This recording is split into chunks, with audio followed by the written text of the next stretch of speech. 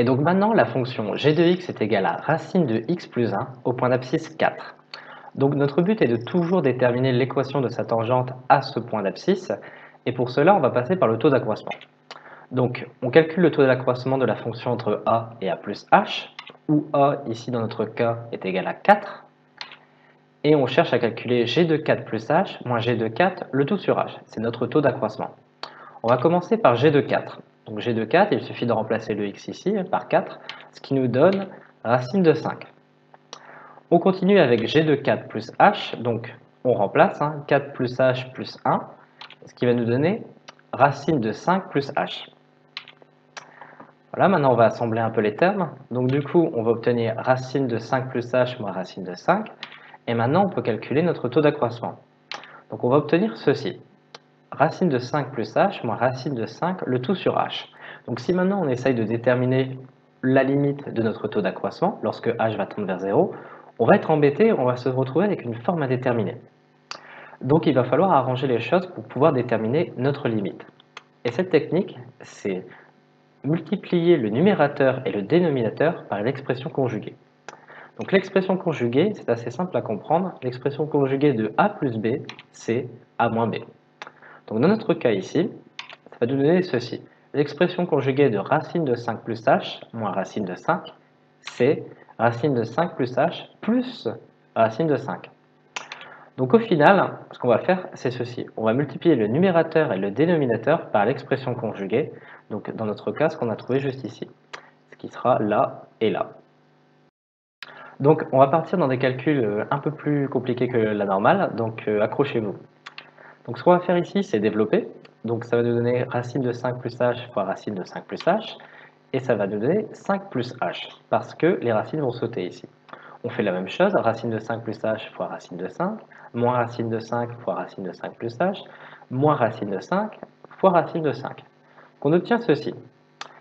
Ce qu'il y a de bien avec l'expression conjuguée, c'est que ici et ici, ça va se supprimer. En fait, c'est la même chose. Là, il y a un plus, là, il y a un moins. Et donc, on va pouvoir grandement simplifier notre fraction. Ce qui va nous donner 5 plus h moins 5. Et en bas, on ne change pas, ça reste h, facteur de 5 plus h, plus racine de 5. Ici, 5 et 5, ce sera en moins, et donc on obtient h sur notre dénominateur. Donc, ce qu'on va pouvoir faire ici, c'est simplifier les h, tout simplement. Donc au final, on va obtenir 1 sur racine de 5 plus h, plus racine de 5. Donc maintenant qu'on a simplifié notre taux d'accroissement, on va pouvoir faire sa limite. Donc on a trouvé 1 sur racine de 5 plus h plus racine de 5. Et donc on va pouvoir facilement déduire le nombre de dérivés de g en 4. G' de 4. Donc la formule, c'est limite quand h tend vers 0 de notre taux d'accroissement. Donc ça va être de ceci. Donc limite quand h tend vers 0 de 1 sur racine de 5 plus h plus racine de 5. Donc on fait tendre h vers 0. Ici on va obtenir racine de 5 plus racine de 5. 1 sur tout ceci. Qui va nous donner en fait 1 sur racine de 5 plus racine de 5, tout simplement. Donc au final, on a notre nombre dérivé de g en 4 qui est égal à 1 sur 2 racine de 5. Et maintenant, on va pouvoir déterminer l'équation de notre tangente t en a. Donc je vous rappelle encore la formule, y est égal à f' de a facteur de x moins a plus f de a. Et il suffit de l'appliquer dans notre cas.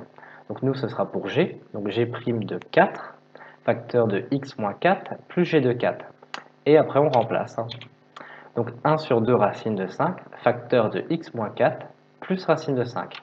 On arrange un peu les choses, donc ça nous donne 1 sur 2 racine de 5, x, plus moins 4 sur 2 racine de 5, plus racine de 5. On essaie d'arranger les choses, on met au même dénominateur, et ce qui nous donne au final 1 sur 2 racine de 5, facteur de x plus 6.